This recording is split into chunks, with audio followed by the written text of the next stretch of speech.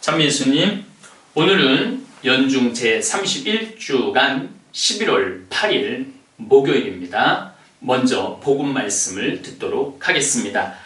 루카가 전한 거룩한 복음입니다. 그때 세리들과 죄인들이 예수님의 말씀을 들으려고 가까이 모여들고 있었다. 그러자 바리사이들과 율법학자들이 저 사람은 죄인들을 받아들이고 또 그들과 함께 음식을 먹는군 하고 투덜거렸다. 예수님께서 그들에게 이 비유를 말씀하셨다.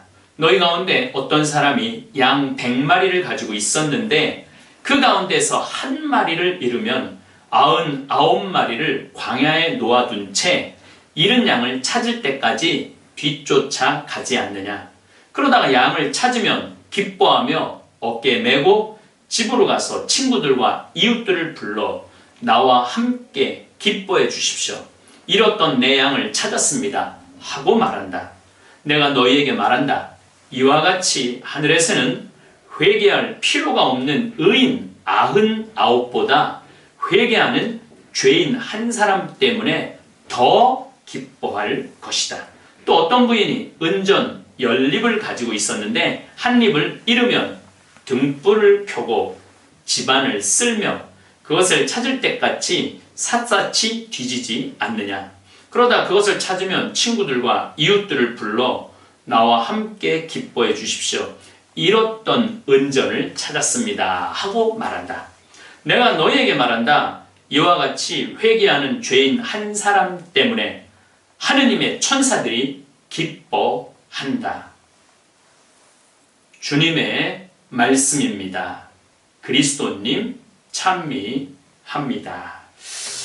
오늘 복음도 우리가 너무나 많이 잘 알고 있는 복음입니다. 그런데 언젠가 한번 그 이집트에서 독일 쪽으로 비행을 하다가 조종사가 그냥 알프스산에 들이받아서 전체가 다 죽었던 사고가 몇 년 전에 있었죠.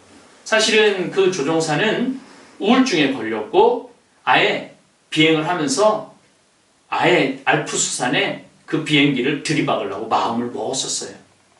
사실 그 잃은 양 한 마리 때문에 300명이 목숨을 잃은 거죠. 우리 사회에 지금 사실은 99마리는 그렇게 중요하지 않아요. 그 한 마리, 그 길 잃은 양 한 마리가 길거리에서 사람을 폭행하고 사람을 찔러 죽이고 그 길 잃은 한 마리들이 이 사회의 고통의 원인이 되는 겁니다. 예수님은 그 길 잃은 양을 찾아 떠나신다고 말씀하시죠. 우리 주위에 정말로 예수님 마음 같은 그러한 마음으로 정말로 어둠 속에서 헤매고 있는 양들을 회개시키는, 회개하는 그런 기회를 우리가 많이 줘야 됩니다. 오늘도 역시 제가 노년의 삶을 어떻게 살아야 되느냐, 우리가 마지막 날 어떻게 죽어야지 아름답게 죽느냐에 대한 이야기를 녹화를 해놨습니다. 여러분들 보시고 내 노년은 어떻게 해야 되겠다 생각을 많이 하시면 좋을 것 같습니다. 사실 아직 죽음이 다가오지 않은 분들이 여기 대부분이에요. 말씀대로 30년, 40년, 50년 사실 거예요. 근데 미국에서는 400개 대학에서 대학생들한테 죽음을 가르쳐요.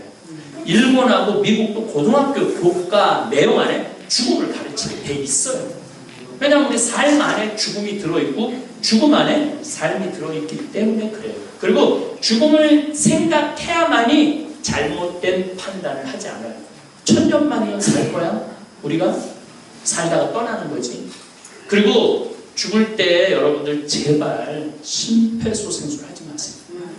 심폐소생술 90 돼갖고 심폐소생술 하면 여기 갈비뼈 다 부러져요. 뭐하러 죽어가면서까지 갈비뼈를 죽는 것도 힘든데 갈비뼈를 부러뜨려 까면서 죽을 필요는 없잖아요. 제가 이렇게 병자성사 가보면 심폐소생술 한 상태에서 죽은 분들 많이 봐요. 그럼 여기 다 무너져 있어. 다 무너져 있어. 그 텔레비전을 제가 잘 안 보는데, 아니 이 강의를 준비하는데 실제 상황 이야기라고 텔레비전에서 하더라고요. 근데 그 제목이 지지리 복도 없는 년이야. 이 사람이 고아로 살았어. 근데 남편하고 결혼을 했어. 근데 남편이 바람피고 노름하고 술 먹는 사람을 때리고. 근데 40에 남이 나가버렸어, 집을. 평생 고아로 살았는데, 아니 정말 의지할 사람 하나 만났는데 나가버린 거야. 근데 시어머니가 하나 있었어. 그러니까 이 며느리는 참 착한 사람이었지. 이 시어머니라도 의지하고 살겠다고 같이 살았어. 근데 시어머니가 치매에 걸린 거예요. 치매에 걸린 시어머니라도 의지하고 살겠다고 같이 사는 거야. 네 할머니가 죽었어. 근데 이 며느리가 어디서 심폐소생술 방법을 아는 거야. 그래갖고 심폐소생술을 했어요. 했는데 살려낸 거야. 다음날 이제 할머니 이제 살아났으니까 시어머니 모시고 병원에 갔는데 가는 중에 시어머니가 죽었어. 병원에 가니까 거만이가 사인 죽은 원인을 규명을 하는데 딱 보니까 갈비뼈가 14대가 부러져. 갈비뼈가 14대가. 그래갖고 병원에 신고를 한 거야. 타살로, 살인으로. 자기 그 시어머니 믿고 의지하고 이제까지 치매 걸린 할머니인데 멍이 다 들었는데 갈비뼈가 14대가 부러진 거야. 그래갖고 검찰에 기소가 돼갖고 제목이 지지리 복도. 여러분들 평상시에 얘기를 해야 돼요. 나 죽을 때 되면은 심폐소생술 하지 마라. 그리고 저기 생명 유지 장치라고 그러죠. 산소호흡기 되지 말아라. 그거 되면은요 서로 못할 짓이에요. 죽지도 못하고 살지도 못하는 경계 속에서 사는 거예요. 그런데 참 이상해. 되게 가까이서 모시던 자식들은 막 혼수 상태 되고 어머니가 돌아가시면 그냥 가게 놔두자고 그러는데 완전 안 찾아오는 자식이 이렇게 보낼 수는 없다. 산소호흡기 돼야 된다고. 내 친구 어머니는 지금 18년째 누워있어. 18년째. 그러니까 여러분들도 이게 아무것도 아닌 것 같은데 물론 지금 생명 연장 중지 서명서가 있어요. 이제 여러분들 그거 쓰셔야 돼요. 그래서 심폐소생술 하지 말고 생명 유지 장치 붙이지 말고 그다음 마지막 당뇨 환자 암 환자 이거 좋지 않은 거 그 하지 않는 4가지 항목이 있어요. 그래서 거기다가 여러분 써놓으셔야지 자식들이 안 싸워. 미리 준비해놔야 돼요. 1000년을 살 거야, 10,000년을 살 거야. 안 죽으려고 애쓰지 마시고 때가 되면 떠나는 거지. 근데 떠날 때 어떻게 떠나? 멋있게 떠나세요. 멋있게.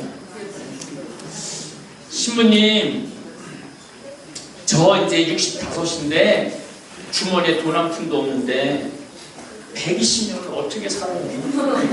참 걱정이 태산입니다. 걱정하지 마세요. 여기 오신 여러분들 걱정할 필요 하나 없어요. 왜냐하면 국가에서 용돈 주잖아요. 25만원 주잖아요. 국가에서 용돈 25만원 주죠? 네. 미국은 기초 뉴욕 주마다 달라요. 그 돈 주는 액수가. LA는 951달러를 줘요. 951달러면 한 110만원 정도 줘요. 뉴욕은 얼마 주는지 모르겠어.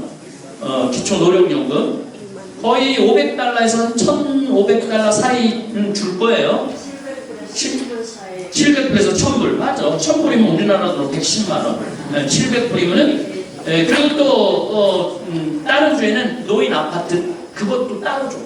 그렇죠? 한 300불 나오죠? 내가 다 알아.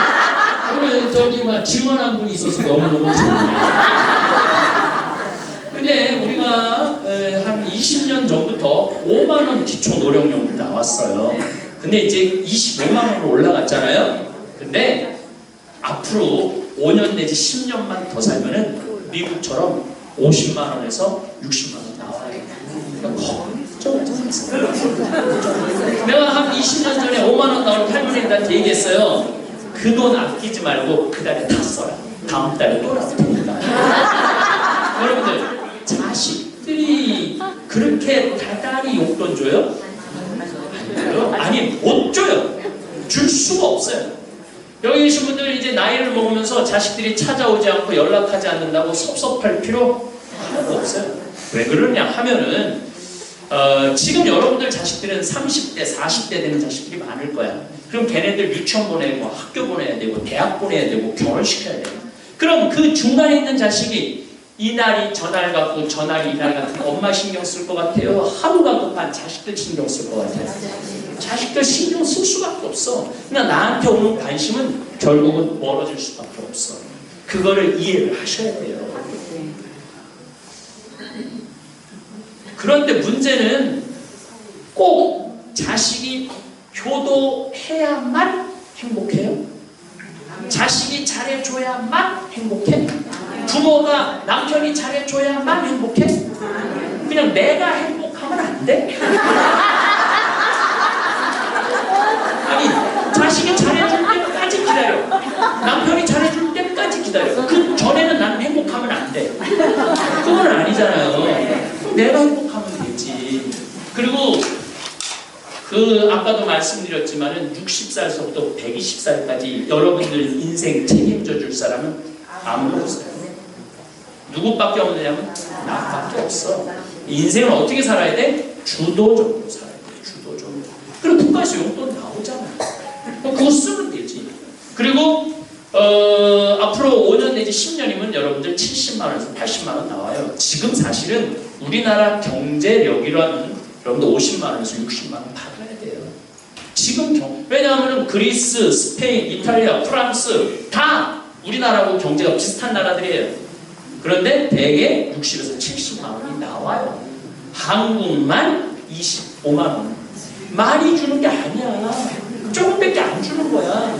그럼 왜 우리는 25만 원밖에 못 받느냐? 역대 대통령들이 다 껴먹었어. 나 누구라고 말 안 해. 역대 대통령들이 다 껴먹은 거예요. 그거를 알아야 돼. 그걸 알아야 돼요. 다른 나라들은 다 50만 원, 60만 원 주는데 왜 대한민국만 25만 원을 주냐 이거예요.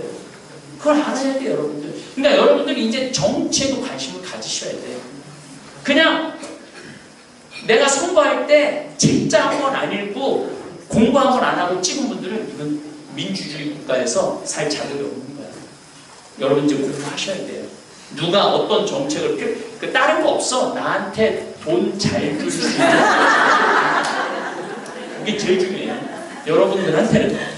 여러분들 지금 65세 이상 우리나라가 1년 예산이 460조예요. 그중에 65세 이상한테 25만 원 주는데 지금 들어가는 예산은 12조예요. 12조. 460조 중에 12조밖에 안 쓰는 거야. 사실 여러분들 위해서 60조만 쓰잖아요. 그럼 여러분들 한 달에 7, 80만 원 받아. 그러면은 7, 80만 원 받고 여러분들 나가서 음식 사 먹고 쇼핑하고 다음 나라 경제 돌아가요. 일본이 그래서 돌아가는 거예요. 일본이 지금 65세 이상이 몇 명인 줄 알아요? 3,500만 명. 근데 그 사람들이 연금 받아고 다 쓰는 거야.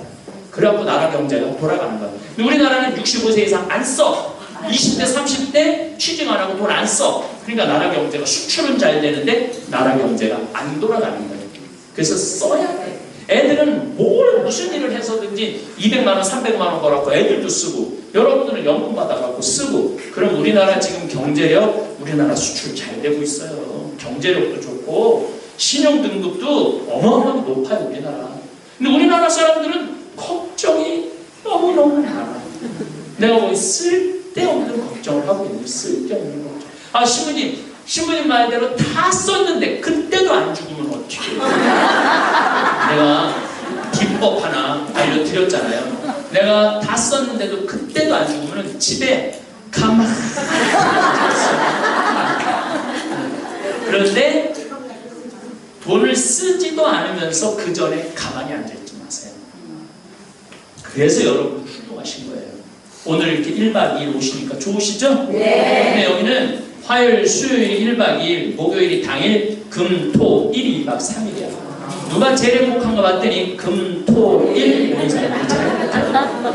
왜 행복한가 봤더니 밥을 6개 밥을 6개 60 넘어가고 밥 6개 안 하는 것처럼 행복한 것 같습니다.